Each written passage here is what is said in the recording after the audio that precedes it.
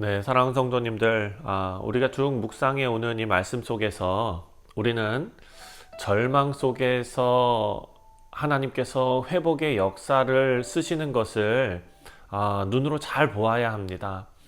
우리가 앞에 묵상한 22장에서도 유다의 비극적인 사건이죠. 아하시아 왕이 죽고 그리고 그 어머니였습니다. 아합의 딸 이달랴가 권력을 잡기 위해서 다윗의 왕손들을 다 죽였습니다.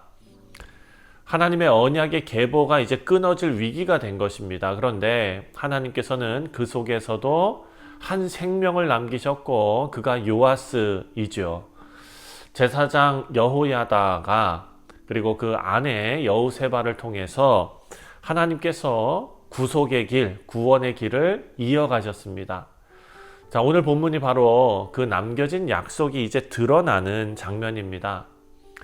제사장 여호야다가 오랜 세월 동안 숨겨두었던 어린 요아스 왕을 이제 왕으로 세우기 위해서 준비를 다 마치고 성전에서 하나님의 언약을 다시 세우는 그런 내용입니다.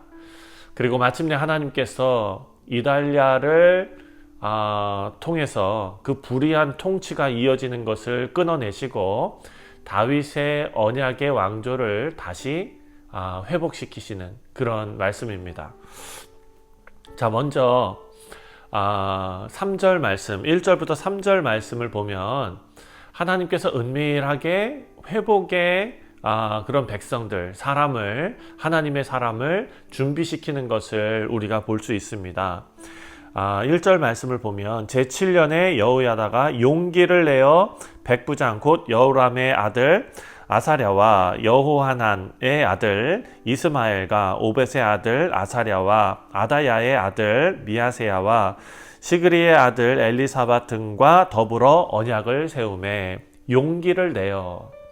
자, 용기를 내어서 언약을 세우고 그리고 왕으로 세우는 그 일을, 요아스를 왕으로 세우는 일을 추진하는 것입니다. 자, 보십시오. 여호야다는요, 지금 그냥 단순한 제사장이 아닙니다. 하나님의 언약을 지키는 사람으로서 용기를 냈던 어찌 보면 시대의 영적 지도자의 역할을 담당한 사람이었습니다. 그 지난 6년 동안 요아스를 성전 안에서 몰래 잘 키우면서 조용히 하나님의 때를 기다렸습니다. 그리고 그 때가 되었을 때 1절 말씀 보니까 용기를 냈다. 용기를 내어 행동했다. 백부장 등과 그리고 또 신실한 하나님의 사람들을 모아서 비밀리에 언약을 맺고 또 하나님의 뜻을 이루기 위해서 준비를 시작합니다.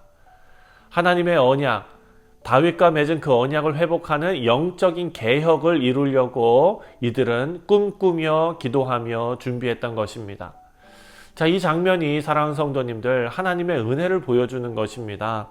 인간의 눈에는 아무 소망이 없어 보입니다.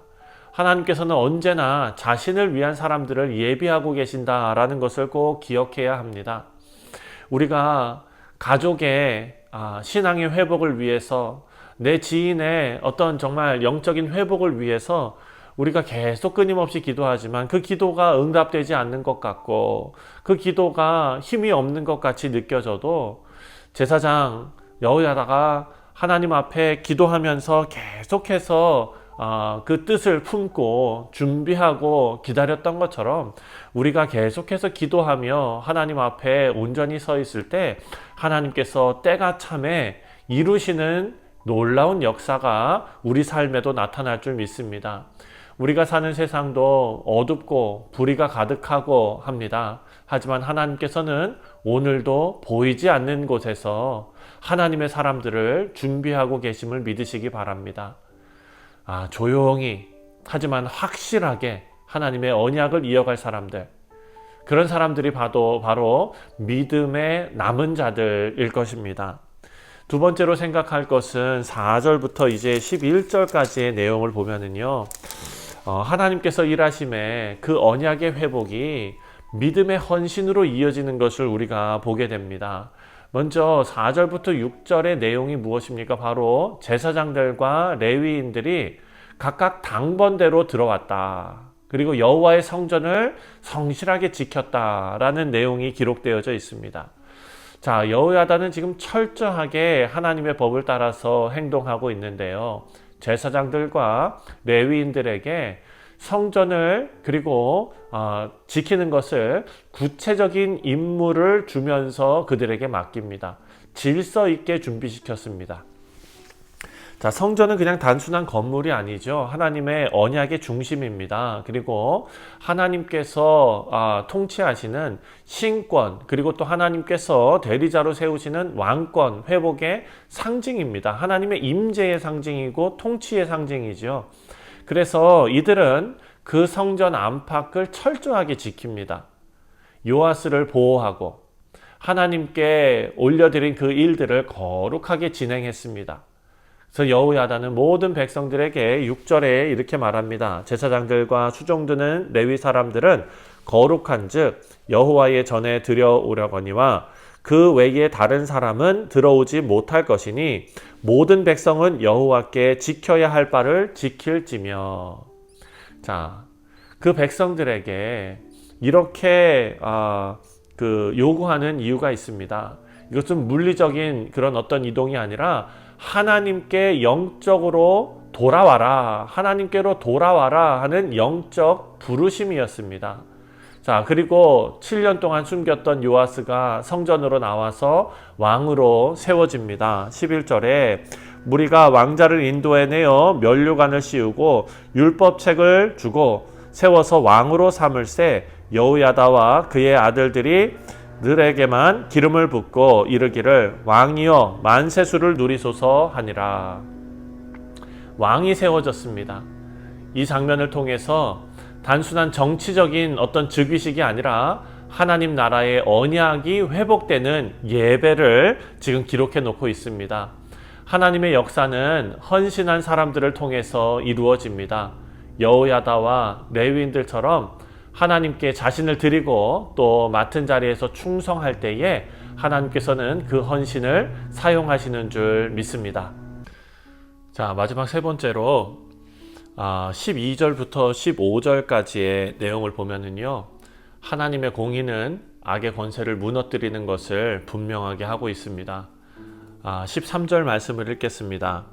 봄에 왕이 성전 두 기둥 곁에 섰고 지휘관들과 나팔수들이 왕의 곁에서 모셔 있으며 그 땅의 모든 백성들이 즐거워하여 나팔을 불며 노래하는 자들은 주악에 맞추어 찬송을 인도하는지라.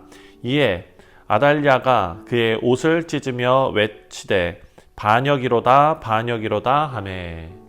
자, 아달랴가 어떻게 했습니까? 반역이로다 반역이로다 하고 외쳤다라고 말합니다. 요아스가 왕으로 즉위되는 소식이 들려진 것입니다. 그래서 아달랴가 급하게 성전으로 달려옵니다. 하지만 그곳에서 본 것은 자신이 두려워하던 그런 현실이지요. 백성들이 다 하나님 찬양하고 요아스가 왕으로 세워지는 것을 보는 것입니다. 아달랴가 반역이다 라고 외쳤지만 실상 반역은 누가 했습니까? 자신이 했죠. 아달랴가 했던 것입니다. 하나님을 대적하고 언약의 씨를 말살하려고 했던 그런 죄의 결과가 이제 돌아서 그녀에게로 온 것입니다. 여호야다 제사장이 백성들에게 그 아달랴를 성전 밖으로 끌어내서 죽이라고 명령합니다. 하나님께서는 불의한 통치를 끝내시고 다윗 언약의 왕조를 회복시키셨습니다. 사랑하는 성도님들, 이 사건은 하나님의 공의가 반드시 이루어진다라는 것을 우리에게 알려주고 있습니다. 죄와 그리고 그 세력을 하나님께서 그냥 두시는 것처럼 오래 참으시기도 하지만 결국 반드시 무너뜨리신다라는 것이 바로 하나님의 공의의 특성입니다. 하나님은 자신의 언약을 더럽히는 세력, 그 위에 반드시 심판을 행하시는 것을 우리는 꼭 기억해야 합니다. 세상의 악이 아무리 강해 보여도 하나님의 공의는 반드시 승리하고, 그래서 우리가 해야 할 일은 조급해하지 않고 끝까지 믿음 지키면서 기다리는 일일 것입니다. 하나님께서는 하나님의 때에 하나님의 방법으로 불의를 무너뜨리십니다. 말씀을 맺습니다. 우리 사랑하는 성도님들, 아달랴의 통치, 인간적으로는 완벽히 승리한 것처럼 보였습니다. 왕권을 틀어쥐고 권력을 쥔 것처럼 보였지만 하나님 관점에서는 이미 끝난 통치였죠. 하나님께서는 여호야다와 같은 그런 올바로 서 있는 자들을 통해서 회복의 길을 준비하고 계셨고, 결국 은밀하고 또 성실한 그 순종이 나라를 살립니다. 오늘 우리도 마찬가지일 것입니다. 세상이 어둡고 불의가 가득하고 그럴지라도 하나님께서는 여전히 일하고 계십니다. 우리를 통해 일하고 계십니다. 하나님의 언약이 무너지지 않는다는 것을 우리는 꼭 기억하고, 오늘도 하나님의 사람들을 세우시고 회복의 일을 이루시는 것을 우리가 믿고 우리가 그 사람들이 될 수 있도록 하나님 앞에 충성을 다하시는 우리 성도님들 되시기를 주님의 이름으로 축원드립니다. 기도하겠습니다.